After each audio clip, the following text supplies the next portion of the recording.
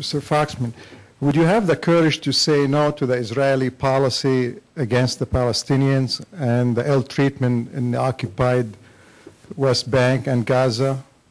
And we noticed you seem to have two different standards, one specifically for the Jews and one different to the Palestinian, and it should be the same. Racism anywhere it goes. It's a good question. But you've come to certain conclusions, which I don't accept. Do I have the courage to stand up? Yes. I have challenged, questioned Israeli policies. There is more challenge and question and criticism of Israeli policy by Israelis, by Americans, by Jews, by non-Jews, per square Jew anywhere in the world. So when you challenge me, challenge some criticism of what's going on.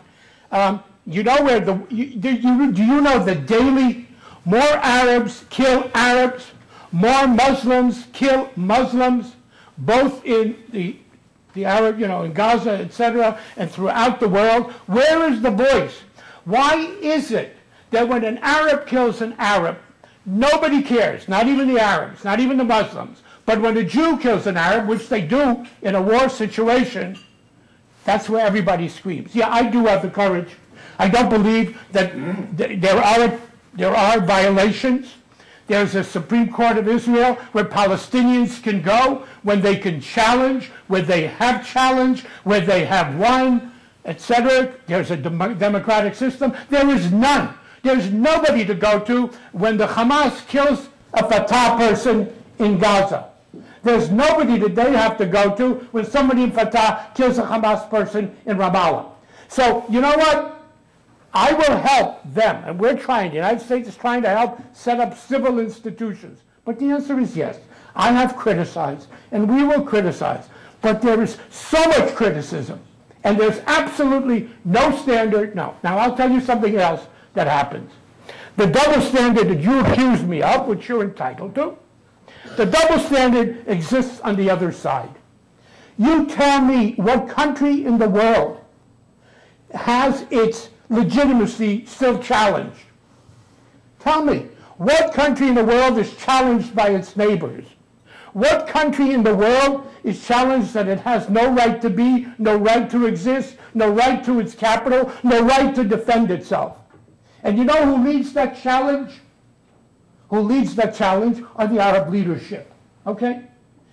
In Durban, do you know why the Palestinians walked out on Ahmadinejad? They gave a press conference. Because he detracted from the Palestinian issue. Not because he was an anti-Semite, not because he called for the destruction of Israel, but he detracted from the issue of the Palestinians. The double standard, my dear sir, is in the universities and in the churches who call for boycott of Israel. I have no problem whatsoever with good people who want to use boycott to instill human rights, civil rights, a respect for civility. I have no problem. But if these people only pick out Israel, do not challenge human rights violations.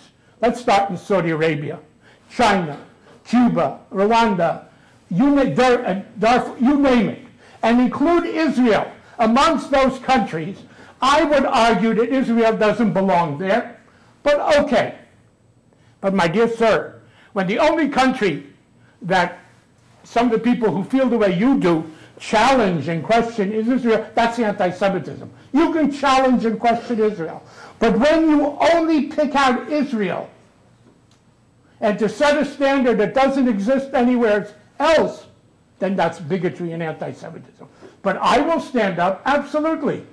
And you can call on me and say, where is your voice? And I have. But ask the question from the perspective that you come from. There is no challenge. There is no voice. There is no standard. There is no civility. Until that changes, very little is going to change.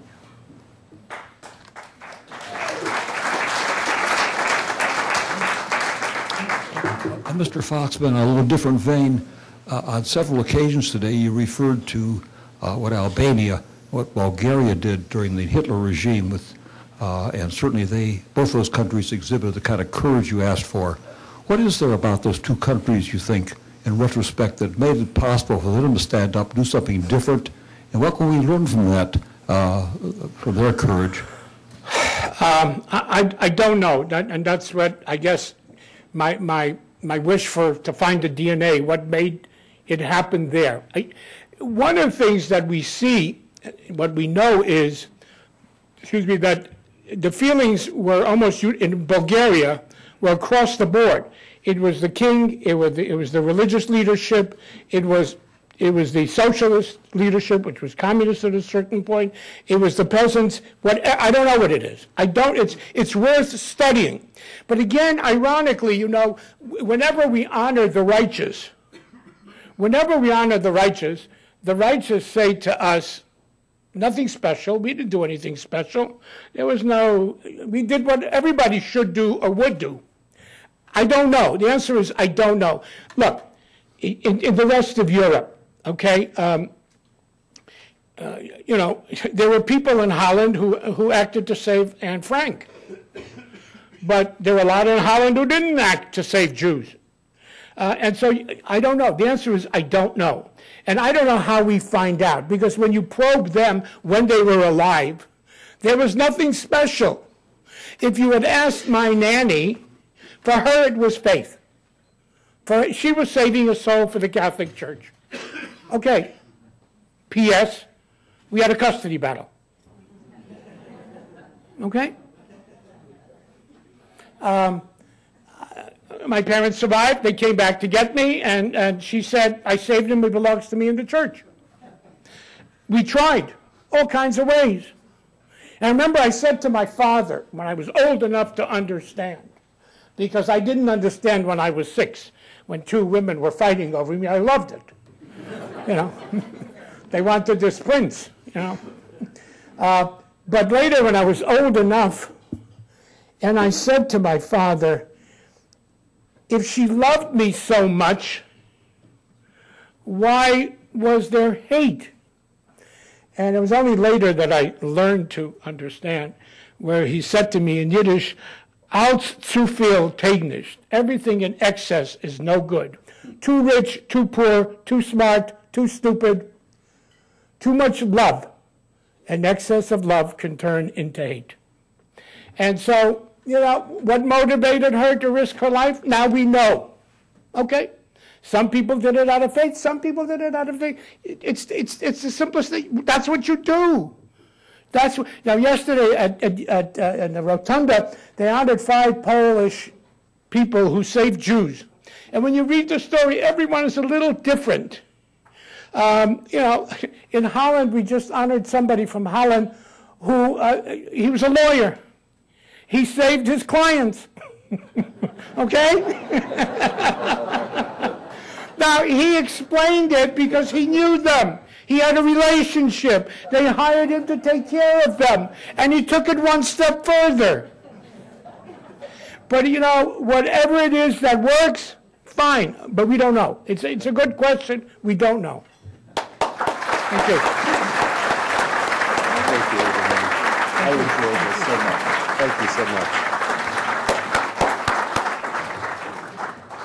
Mr. Foxman cited Mark Twain in his essay on anti-Semitism. I'm reminded of one of my favorite Mark Twain quotes on kindness, and he said that kindness is it's the language that the deaf can hear and the blind can see. So I think we've heard a lot about kindness and the power of kindness today, and thank you for that message.